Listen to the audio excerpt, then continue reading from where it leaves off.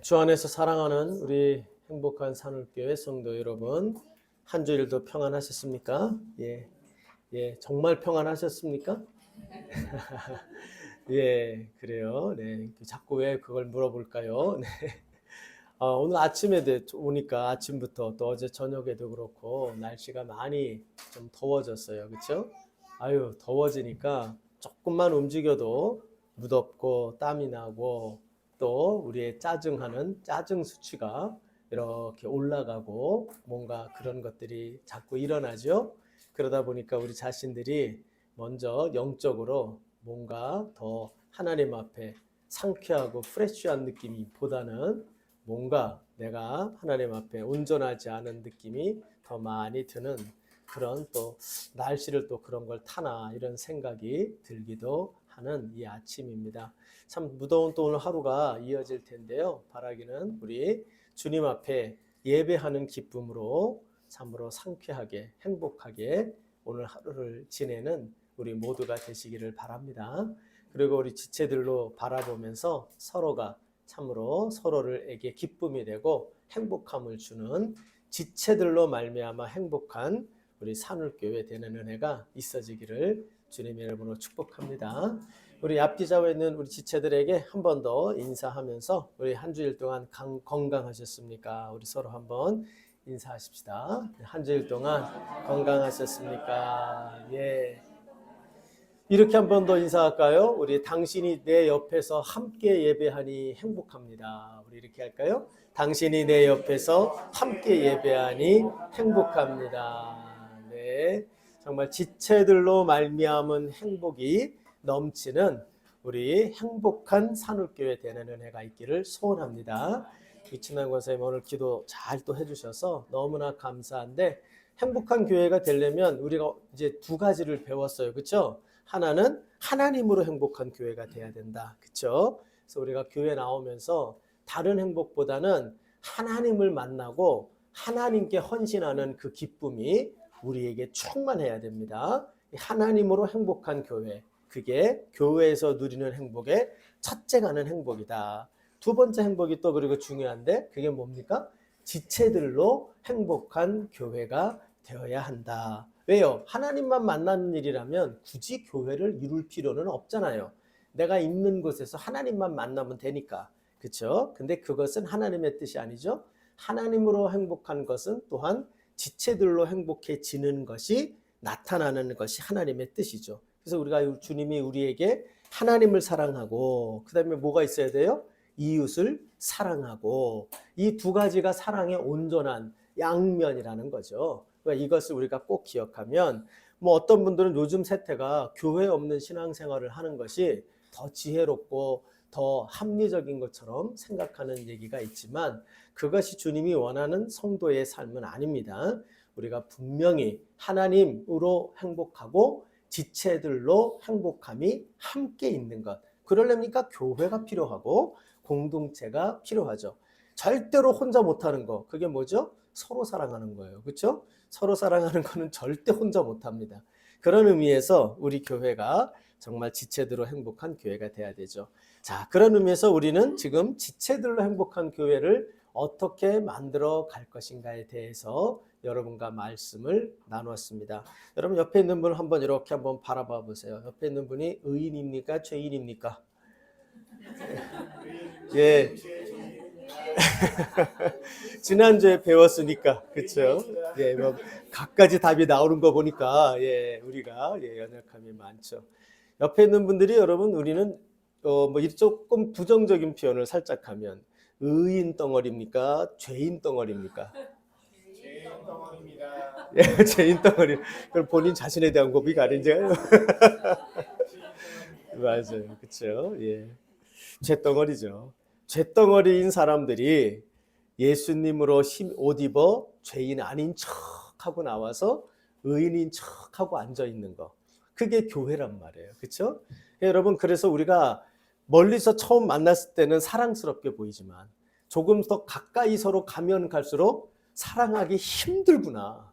이것을 경험하게 되는 것이 교회입니다. 그렇죠? 그래서 정말 사랑하기 힘든 사람들이 모여서 예수님 한 분 때문에 사랑해 보려고 몸부림치는 거.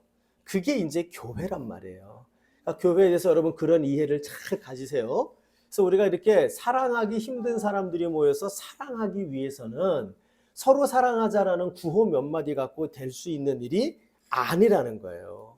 그러니까 이 사랑은 엄청난 의지와 엄청난 결단과 엄청난 용기가 필요한 일입니다. 여러분 우리가 그래서 절대 이 일이 여러분에게 제가 쉽게 설교하는 것 같지만 그리고 잘 아는 것 같지만 막상 행하기는 제일 어려운 것이 서로 사랑하라는 이 계명이죠. 우리가 얼만큼 행복한 교회를 이루느냐, 지체들로 얼만큼 행복한 교회가 되느냐는 이 서로 사랑이라는 계명을 얼만큼 우리가 실천하느냐에 달렸어요. 이것을 우리 가운데 구현해내느냐에 달린 문제인데 그것 때문에 우리가 지금 말씀을 보고 있는 겁니다. 이 서로 사랑이라는 것을 우리가 해내려면 먼저 기초가 튼튼해야 된다 그랬어요. 지난주 말씀에 그 기초가 뭐라 그랬어요? 서로 용납하고 피차 용서하는 것. 용납과 용서가 우리 안에 기초가 기반이 되어 있지 않으면 사랑의 서로 사랑이라는 것은 꿈도 못 꾸고 와르르 무너지고 마치 그냥 우리가 좀 서로 사랑한다고 기분 좋게 모인 것 같지만 용납과 용서 문제가 딱 걸려버리면 또 와르르 무너져서 또 여기에서도 실망, 여기에서도 실망, 이 교회에서도 실망. 이거 뭐예요? 교회 안 다녀? 이렇게 이제 우리가 가게 되는 세태를 경험하게 되는 겁니다.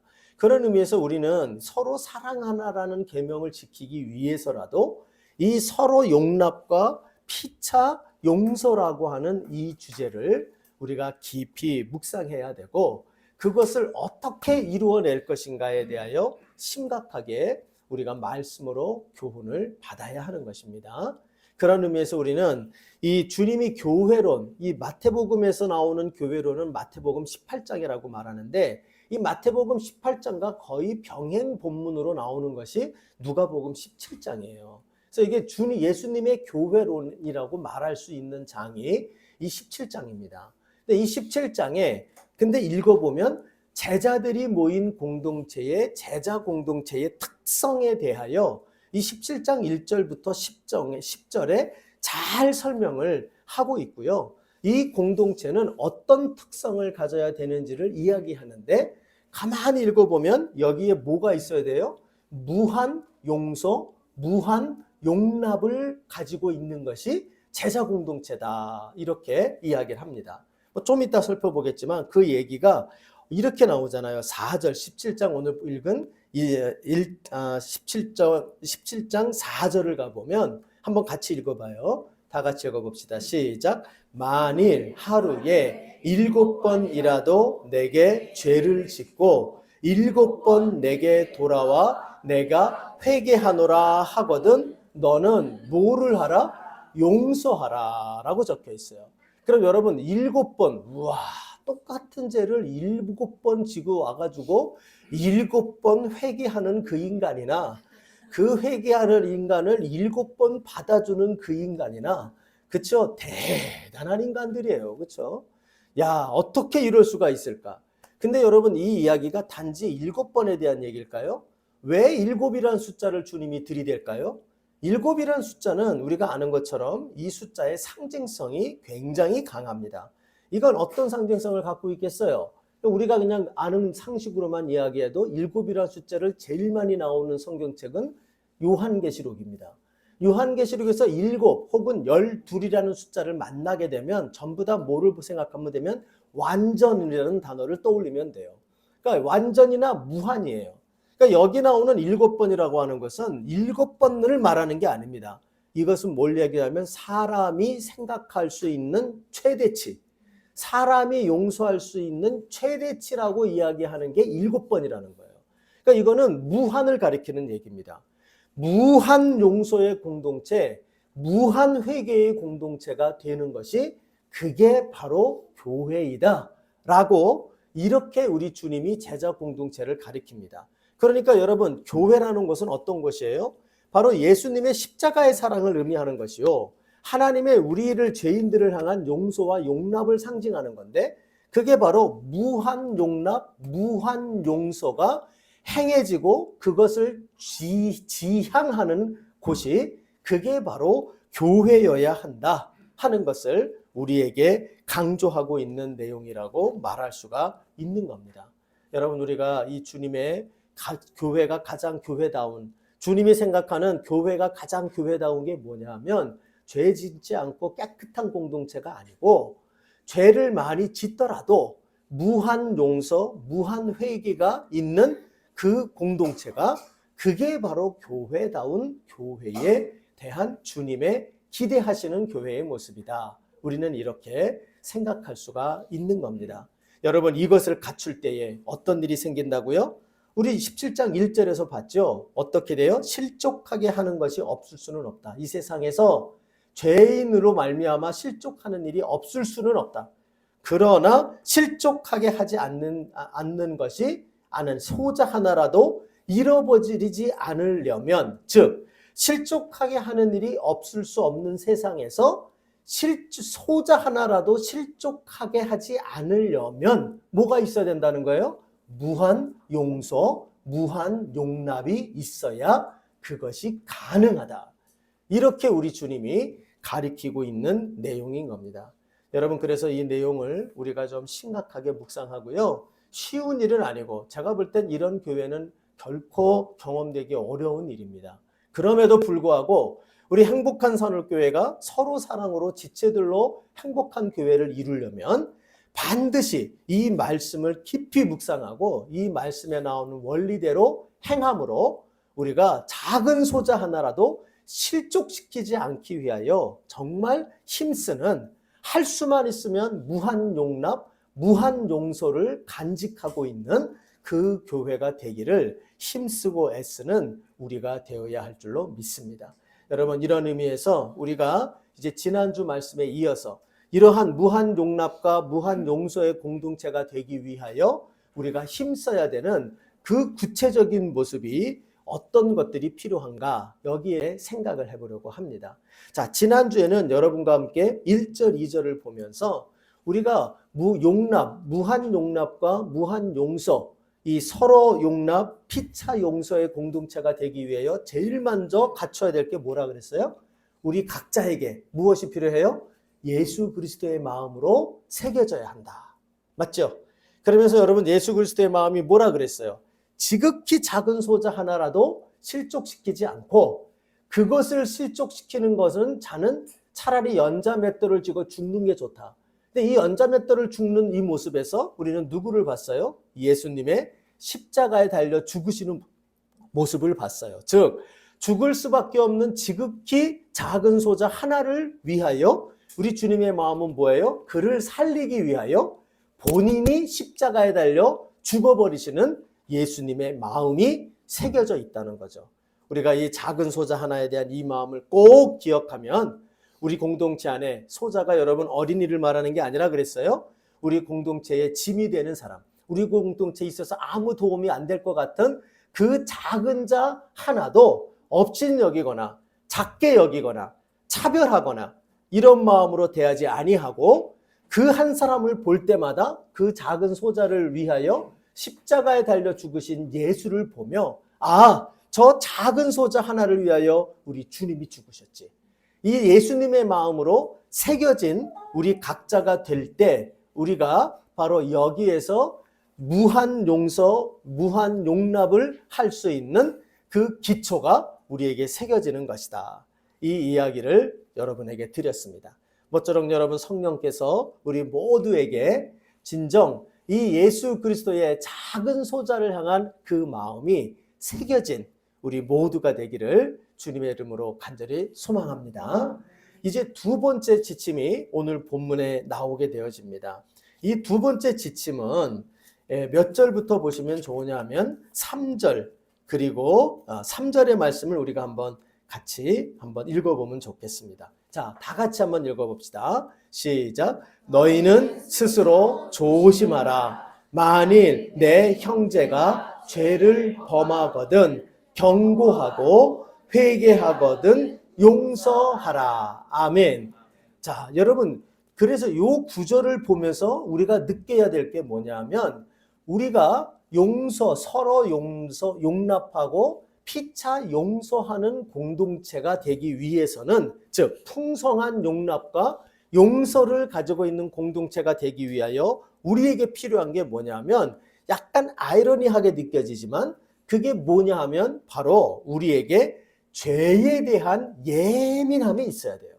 죄에 대한 민감함. 그렇죠? 죄에 대하여 둔감해지면, 자, 이걸 잘 기억하셔야 돼요. 죄에 대하여 공동체가 둔감하면 둔감할수록 어떤 일이 벌어지냐면, 그 죄를 지은 그 지체, 잘못된 지체에 대하여 무엇을 하냐면 돌팔매질을 합니다. 그리고는 정죄합니다. 그래서 우리 공동체가 어떤 사람의 허물을 덮을 줄 모르고 어떤 사람의 허물을 용납하지 못한다는 뜻이 뭐냐면, 정반대에 무엇이 존재하는고 하니 바로 죄에 대한 둔감함이 존재한다는 거예요. 자, 여러분, 이게 왜 이러느냐? 오늘 여러분 본문을 보세요. 3절을 다시 한번 보세요. 자, 용서하라라고 하는 명령이 있죠? 3절 끝부분에. 근데 그 용서의 전제가 뭐가 있습니까? 회개가 있어요. 용서의 전제가 뭐냐면 회개하거든이에요. 4절을 보세요. 4절을 보면, 거기 보면 만일 하루에 7번이라도 내게 죄를 짓고 7번이라도 내게 돌아와 무엇을 하거든? 내가 회개하노라 하거든. 그러면 뭐 하라? 너는 용서하라. 그러니까 잘 보셔야 돼요. 이게 뭐냐면 용서와 용납을 우리는 무조건 덮는 것으로 생각을 하는 사람들이 있어요. 교회는 용서와 용납 이전에 뭐가 있어야 되냐면 죄에 대한 회개와 죄에 대한 깊은 공감이 있어야 돼요. 자, 그래서 여러분 여기 보면 3절에 이렇게 나오죠. 너희는 우리 공동체의 소자의 연약함을 보거든, 그 소자의 연약함을 보거든 정죄하여 잘라내는 것이 아니라 먼저 뭐를 해야 된대요? 3절을 보면 너희는 뭐하라? 스스로 조심하라. 스스로 조심하라. 스스로 조심한다는 게 뭡니까? 그 형제의 연약함을 보면서 저거 틀렸어, 저거 잘못됐어 말하기 이전에 그의 연약함과 그의 잘못됨을 보며, 아, 저것이 나에게도 있을 수 있어. 저것이 나에게도 있는 잘못이야. 스스로 자기를 돌아보며 자기 자신을 조심해야 된다는 거예요. 여러분이 스스로 조심하라는 말을 조금 더 잘 사도 바울이 번역을, 표현을 해냈는데요. 그게 이제 갈라디아서 6장 1절을 가보시면 이런 말이 나옵니다. 앞에 자막이 아마 나올 건데요. 같이 한번 읽어봐요. 시작. 형제들아, 사람이 만일 무슨 범죄한 일이 드러나거든, 교회에서 나오는 얘기예요. 범죄한 일이 드러나거든. 자, 그 다음에요. 같이 읽읍시다. 시작. 신령한 너희는 온유한 심령으로 그러한 자를 바로 잡고, 중요한 것은 그 다음이에요. 시작. 너 자신을 살펴보아. 너도 시험을 받을까? 뭐하라? 두려워하라. 그러니까 여기 보면 너 자신을 살펴보고 너도 그렇게 범죄할 수 있음을 깨닫고 너 자신이 두려워하라는 거예요. 그러니까 이게 뭐냐면 죄에 대한 민감함을 가지는 공동체가 되는 거예요. 상대방에게 대하여 잘못됐다, 틀렸다 정죄하기 전에 이 공동체가 뭐냐면 우리 공동체의 누구에게서든 연약함이 드러나고 부족함이 드러나면 그걸 가지고 뭐 하냐면 나도 그러할 수 있구나, 나도 이럴 수 있다라고 생각을 하며 거기에 대하여 조심할 줄 아는 마음이 있어야 된다는 거예요. 자, 그리고 그 마음을 전제로 하여 다시 17장 3절을 와보면 그 다음에 뭐가 있어요? 내 형제가 죄를 범하거든 뭐하라? 경고하라. 경고하라고 나와요. 이 경고하라가 뭡니까? 앞에 나와 우리가 아까 읽었던 갈라디아서 6장 1절의 말씀을 보면 뭐하라고 하는 겁니까? 거기 보면 그러한 자를 바로잡으라. 그러니까 우리가 바로잡으려고 할 때 먼저 그를 비판하고 바로잡는 게 아니에요. 그러한 것이 우리에게 있을 수 있음을 깊이 조심하는 마음으로, 그리고 그를 위하여 깊이 기도하는 마음으로 그에게 다가가서 그를 바로잡기 위하여 경고하는 겁니다. 그러니까 죄에 대한 경고가 있어야 된다는 거예요. 그리고 난 다음에 뭐가 있습니까? 다시 17장 3절을 와보면 경고 후에 그 경고에 대하여 그 형제가 그것을 회개하게 되면, 그쵸? 내가 잘못됐구나 깨닫고 그것이 정말 잘못됐습니다 라고 인정하게 되면, 그러면 뭐하라? 용서하라, 용납하라. 이 절차가 이렇게 나타나고 있죠. 그리고 여기서 용서한다라는 이 의미가 다시 한번 갈라디아서 6장 2절을 가보시면 2절에 이런 얘기가 나오죠. 제가 읽어보면, 자, 너희가 짐을 서로 지라. 그리하여 그리스도의 법을 성취하라. 이 짐을 진다는 말이 무슨 말인고 하니, 이 짐을 진다는 건 그 사람을 잘라버린다는 게 아니고 그 사람을 같이 회복시킨다는 거예요. 그 죄 속에서 나올 수 있도록, 그의 연약함에서 다시 반복되지 않도록 그것을 옆에서 지켜주고 같이 건져내어서 나오게 해준다는 거예요. 이것이 공동체가 함께하는 일입니다. 예를 들어 보면 여러분, 어떤 사람이 이런 습관을 갖고 있다고 칩시다. 저도 지금 여러분이 저를 굉장히 목사다운 인격으로 살아갈 거라고 생각하지만 거기에 대하여 참 제일 한탄하고 늘 기도하는 분이 한 분 뒤에 와서 앉아 계셔서 제가 제 실체를 다 말씀드리기는 어렵지만, 제가 제 스스로 느낄 때 가장 목사답지 못할 때가 언제냐면 운전할 때입니다. 운전할 때요, 제가 급하면 그냥 시로 막 어기고 막 넘어가고 막 과속하고 너무너무 잘해요. 근데 요번에 차를 바꾸고는 정말 노력을 하고 있어요. 팀앱의 운전 점수가 90점이 넘도록 노력을 하고 있기 때문에 이게 제가 내가 왜 이렇게 운전을 잘하지? 이런 생각을 하고 살고 있습니다. 근데 여러분 생각해 보세요. 어떤 친구가 수시로 운전하는 게 엉망이고 난폭이라고 생각합시다. 이 친구를 옆에서 여러분 어떻게 해야 돼요? 그러다가 사고 크게 나가지고 그 인생이 끝장나면, 그래, 네 그럴 줄 알았어. 네가 언젠가는 사고 나서 이런 지경에 빠질 줄 알았어. 내가 그렇게 운전하면 안 된다고 옆에서 그렇게 말했지. 이렇게 하는 게 형제애냐 말이에요. 그게 아닙니다. 형제애는 뭡니까? 옆에 타고 그가 잘못됐을 때, 그렇죠? 그것에 대하여 잘못된 것을 지적을 해주고, 그리고 어떻게 합니까? 그에게 신호가 들어왔을 때, 어기려고 할 때 빨간불 옆에서 얘기해주고, 그렇죠? 그리고 자, 신호 바뀌었으니까 자, 이제 달려 하고요. 과속이 되면 자, 시속 여기는 몇 킬로 옆에서 지적을 해주고요. 그것을 잠깐 깨닫고 바꾸다 보면 언젠가는 그 신호를 지켜나가는 이런 습관으로 점점 바뀌어나가는 사람이 되는 거죠. 여러분, 제가 한 예를 들었지만 우리 공동체가 그러한 모습을 가져야 하는 것입니다. 여러분, 이 모습은 우리 주님이 잘 보여줘요. 용납과 용서를 우리 주님이 어떻게 실천했는지. 그걸 통하여 죄에 대하여 민감하면서 이 죄에 대한 민감함으로 우리 주님이 죄를 지은 자를 건져내는 장면을 잘 보여주죠. 그것이 이제 요한복음 우리가 8장에 가보면 그 현장에서 간음하다가 붙잡혀 온 여인을 다루시는 주님의 모습이 나와요. 거기 그 여인이 현장에서 간음하다가 잡혔습니다. 그 여인을 놓고 이제 율법대로 돌을 들어서 치려고 했어요. 근데 예수님께 물어봅니다. 당신이 원수도 사랑하라고 이야기했던 당신이다 말이에요. 당신이 그 사랑으로 이 여인을 어떻게 처리해야 되는지 이야기해보라. 이야기를 합니다.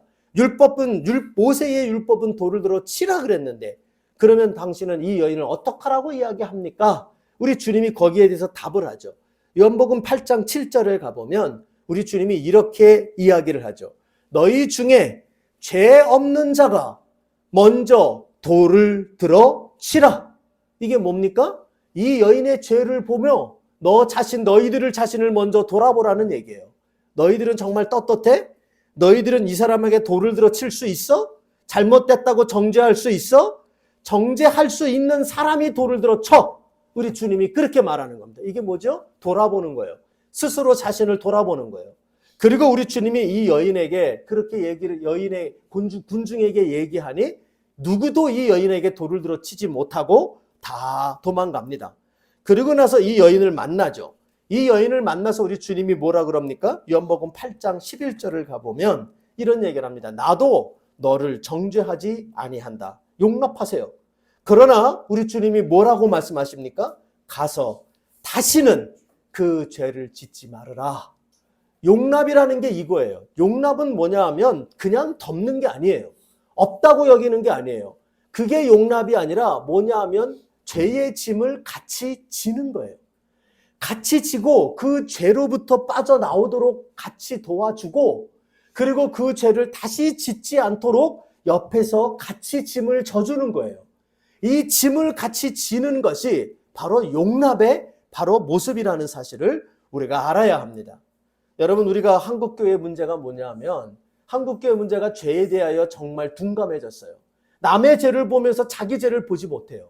남의 죄를 보면서 예수 믿는 것이 왜 저래, 목사가 왜 저래, 장로가 왜 저래, 이러면서 자기들은 더한 죄를 짓고 있으면서 그렇게들을 하는 겁니다. 자기 죄를 돌아보지 않아요. 그러니까 오히려 자기 죄를 감춰야 되니까 남의 죄를 더 정죄하는 거예요.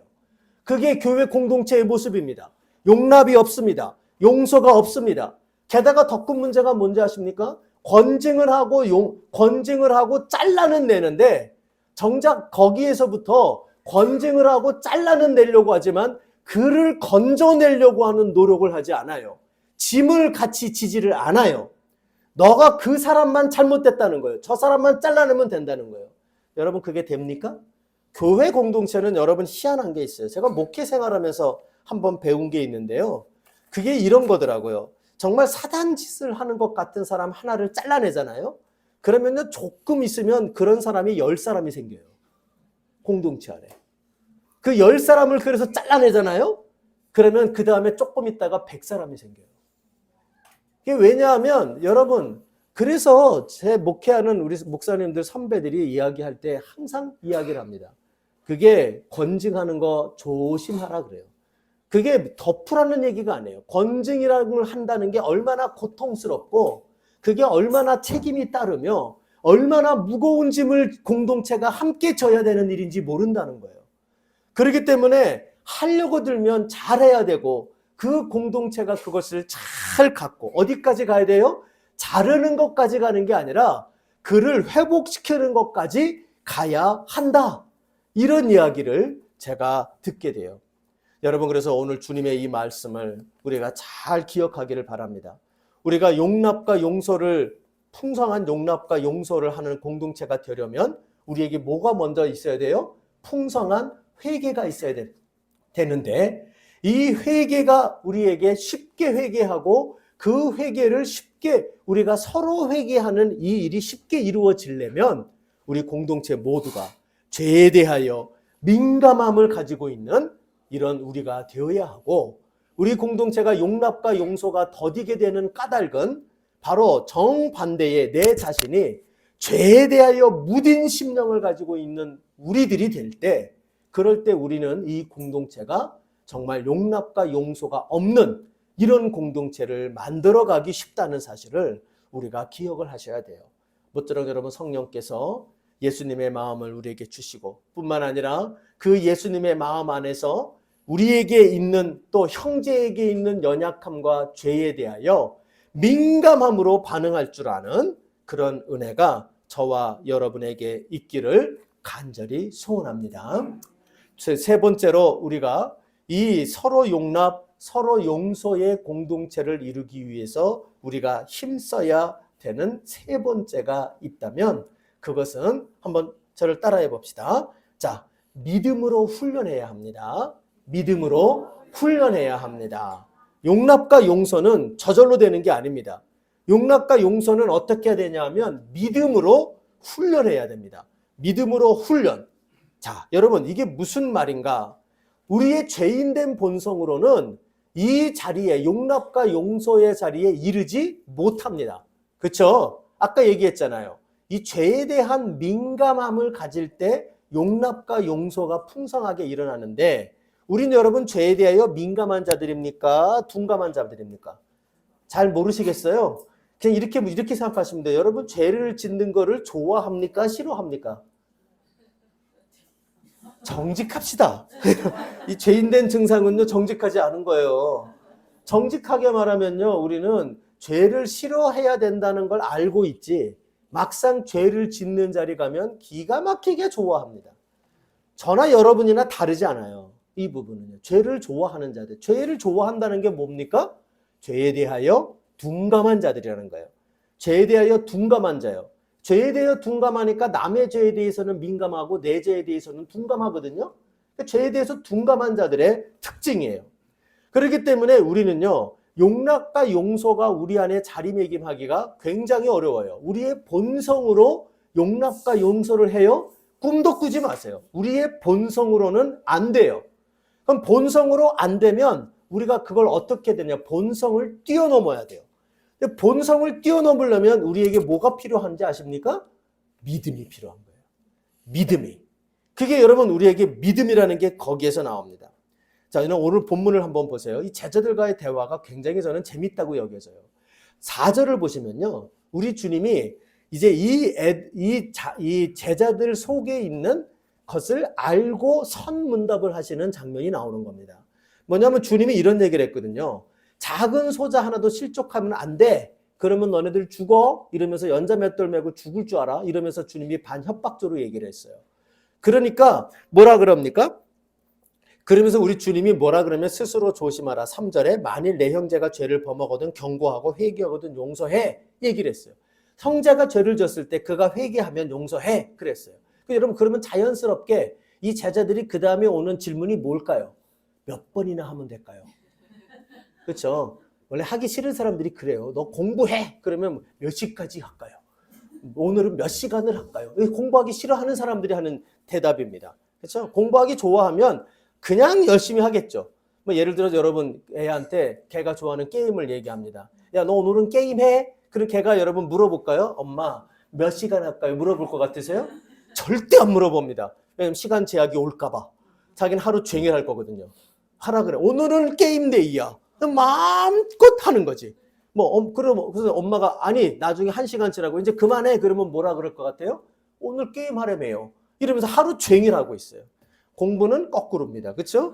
예. 마찬가지입니다. 용서하라, 용납하라. 우리의 본성이 허락하지 않아요. 그러니까 어떻게 하냐면 용서와 용납하라는 질문을 딱 받으니까 속으로 생각하는 겁니다. 그럼 몇 번이나 용서하면 될까? 몇 번 용서하면 될까? 주님이 알고 있는 겁니다. 그러면 뭐라고 얘기하시냐면 4절에 얘기한 게 7번씩이라도 하루에 7번씩이라도 와서 회개하면 7번 용서해. 제자들은 이것에 대한 얘기를 알았던 거예요. 7번 용서 불가능한 얘기예요. 이거는 여러분 성경적으로도 아까 말씀드렸던 것처럼 최대치입니다. 네가 용서할 수 있는 최대치를 능가하는 용서를 하라는 거예요. 그러니까 여러분 여기에 대해 제자들의 속마음은 무슨 얘기를 했겠습니까? 못해요. 못합니다.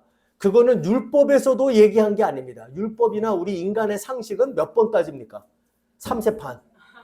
그렇잖아요. 3세판. 4번 용서하면 인격자잖아요. 똑같은 걸.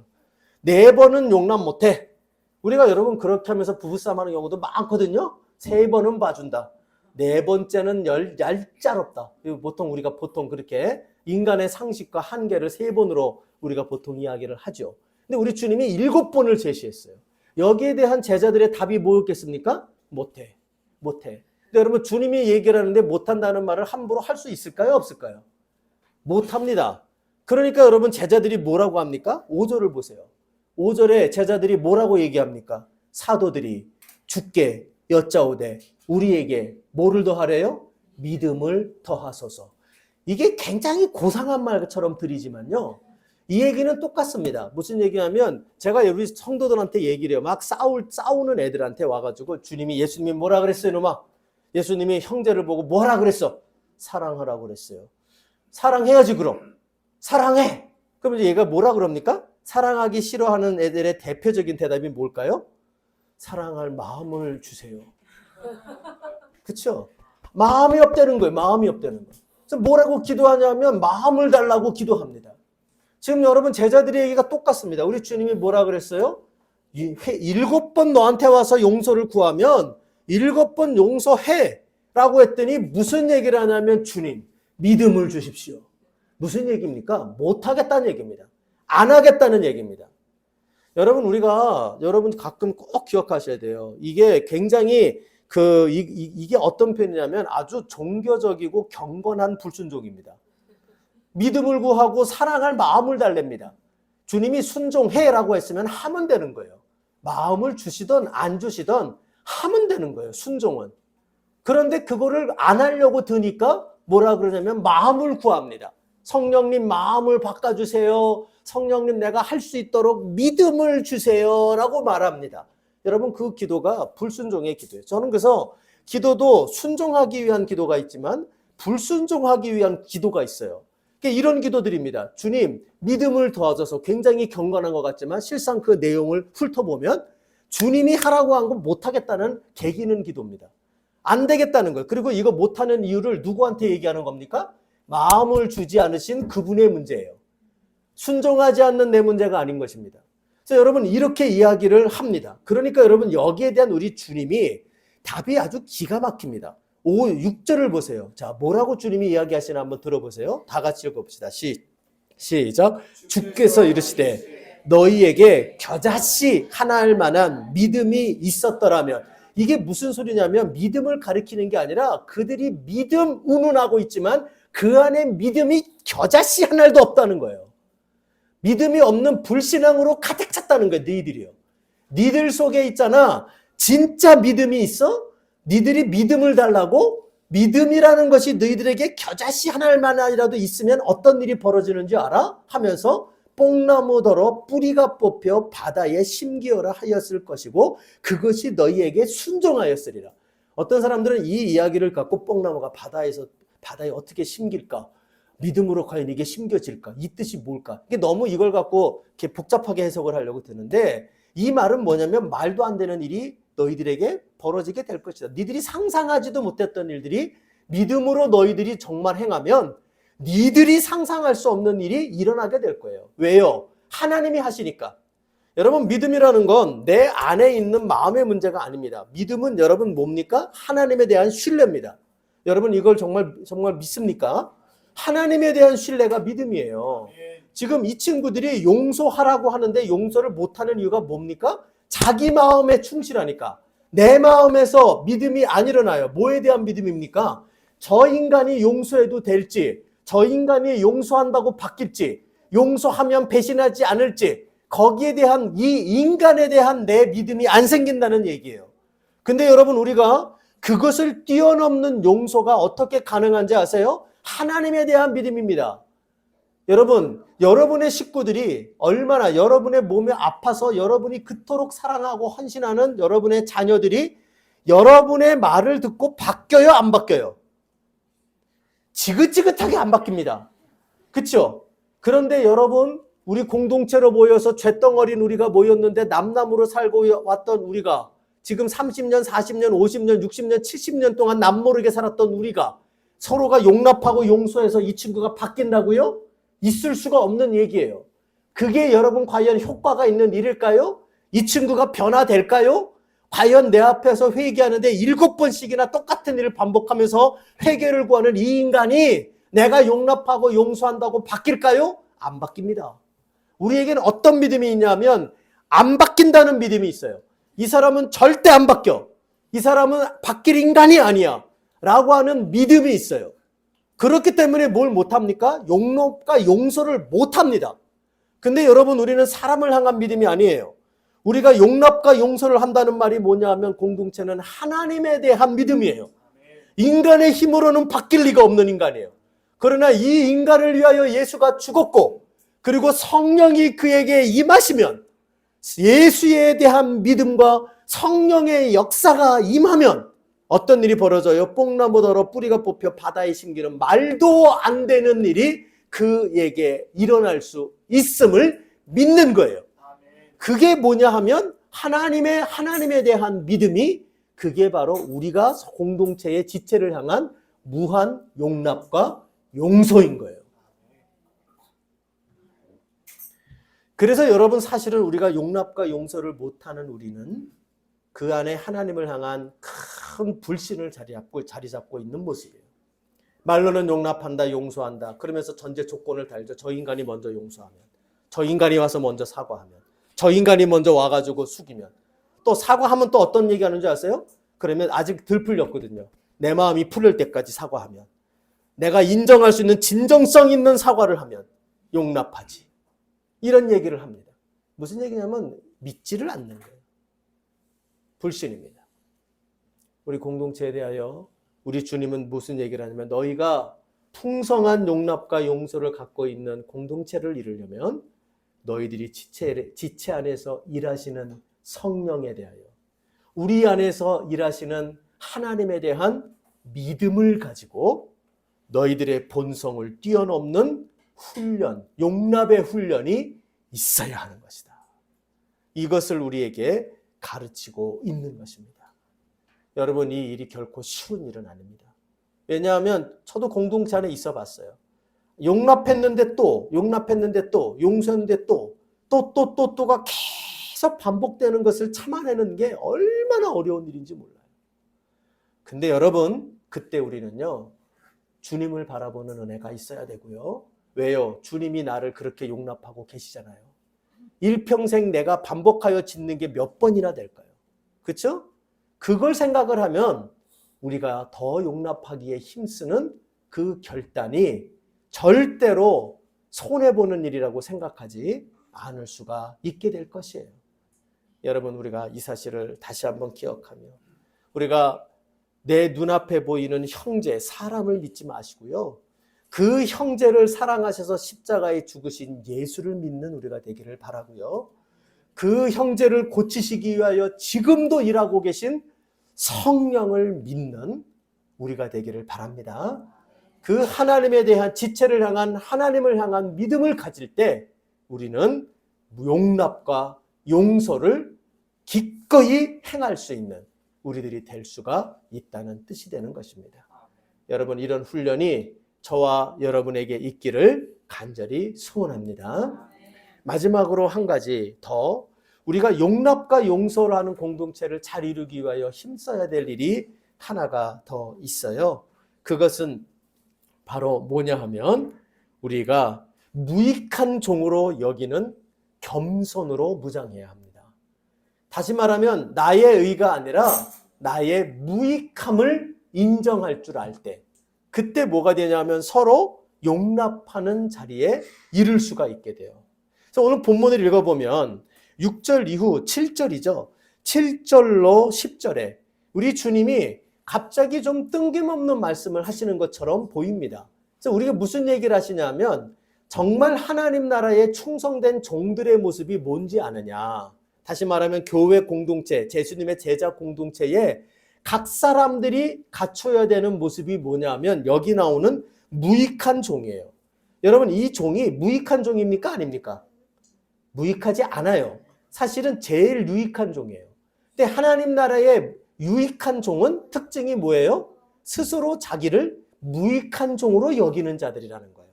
그래서 여러분, 여기 나오잖아요. 10절을 보면 이와 같이 너희도 명령받은 것을 다 행한 후에, 그쵸? 아주 충성된 종이에요. 착하고 충성된 종인데 착하고 충성된 종에 자의식이 있어요. 그게 뭐냐면 우리 이르기를 우리는 무익한 종이라, 우리가 하여야 할 일을 한 것뿐이라, 이렇게 이야기를 해야 한다. 이렇게 이야기를 하고 있는 거예요. 여러분, 저는 우리 공동체가 서로 용납하고 피차 용서에 인색해지는 이유가 있어요. 교회가. 그 인색해지는 교회의 특징이 뭐냐면 서로 각자가 조금 제가 좀 부정적인 표현을 쓰면 너무 잘났어요. 각자가 너무 잘났어. 그래서 내가 이 교회를 위하여 얼마나 애를 썼는데, 내가 이 교회를 위하여 얼마나 수고했는데, 자기에 대하여 유익한 생각을 너무 많이 해요. 자기 스스로 유익한 생각을 많이 하니까 상대방에 대한 정죄가 점점 심해져요.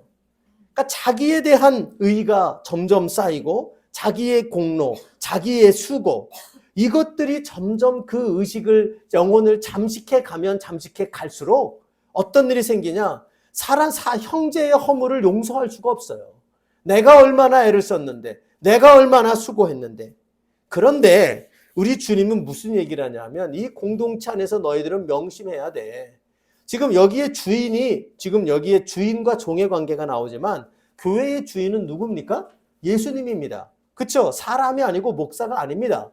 여러분, 목사가 주인 행세하고 예를 들어 어떤 교회의 당회가 주인 행세하면 그 교회는 빨리 떠나세요. 그 교회는 인간이 주인이 된 교회예요. 그 교회의 주인은 지금 주인 대신 예수님이죠. 예수님이 주인 되면 주인 대신 예수님 앞에서 내가 유익하다고 얘기할 수 있는 사람이 누가 있어요? 여러분 그런 사람이 있습니까? 이 중에? 여러분 유익하신 분이 있어요? 단 하나도 없어요. 그렇죠? 우리는 모두 예수님의 주인 되심 앞에 서면 모두가 무익한 종일 뿐이에요. 그렇죠? 그 무익함을 여러분 많이 깨닫고 그 무익한 종이라는 생각을 많이 하면 할수록 그는 어떤 자가 됩니까? 교회에서 더 충성된 자가 될 수 있는 그 역할을 감당하게 된다는 것을 알게 되는 거예요. 여러분 그래서 이 본문의 이 말씀을 우리가 여러분 잘 기억하기를 바랍니다. 모쪼록 여러분 오늘 말씀 서로가 용납하고 피차 용서하는 공동체가 되기 위하여 우리에게 자세하게 주신 이 말씀을 우리가 여러분 깊이 가슴에 새겨서 우리 교회가 지체들이 행복한 교회, 즉 서로 사랑으로 행복해지려면 먼저 용납하고 피차 용서하는 이것이 풍성한 우리 교회 되는 은혜가 있어지기를 바랍니다. 이것을 위해서 오늘 이 17장 1절에서 10절의 이 본문의 내용을 우리가 제가 조금 주저없이 시간이 없어서 왔다 갔다 말씀드렸지만 이 내용을 여러분 잘 정리하셔서 우리가 이 용납과 용서를 잘 이뤄나가는 공동체 되기 위하여 힘쓰는 우리가 되기를 바랍니다. 우리 안에 예수님의 마음, 하나님 아버지의 마음이 깊이 깊이 새겨진 우리 공동체 되기를 소망합니다. 또 우리 안에 죄에 대하여 민감해지게 하셔서 형제의 죄를 우리가 향하여 돌팔매질하거나 형제의 죄에 대하여 모른 척하는 자가 되지 말고 민감한 자가 되어 그 짐을 함께 지며 나아가는 죄에 민감한 우리 공동체 되기를 소원합니다. 아울러 믿음의 눈으로 지체를 바라보는 자들 되기를 바랍니다. 나의 눈으로 바라보며 인간적인 생각으로 저 인간이 되니 안 되니 저 인간이 용서할 만하니 아니니 하나님 자리에서 하나님 노릇하려 들지 말고 우리가 예수님이 이처럼 구원 불가능한 자, 구원할 가능성 없는 죄인을 구원하시고 그 구원을 이루시기 위하여 성령이 일하고 계시다. 이것을 바라보며 믿음의 눈으로 우리 형제 자매를 바라보는 용서와 용납이 있기를 간절히 소원합니다. 그리고 우리 모두가 겸손하기를 바랍니다. 우리는 무익한 자들입니다. 무익한 자들입니다. 이것을 꼭 기억하고 형제의 허물을 보고 형제의 무익함을 볼 때 함부로 정죄하기보다 그 안에서 나의 무익함도 살피며 우리는 서로 무익한 자이다. 이것을 꼭 기억하는 마음을 가질 때 우리는 더 풍성한 이러한 용납과 용서가 있게 될 줄로 믿습니다.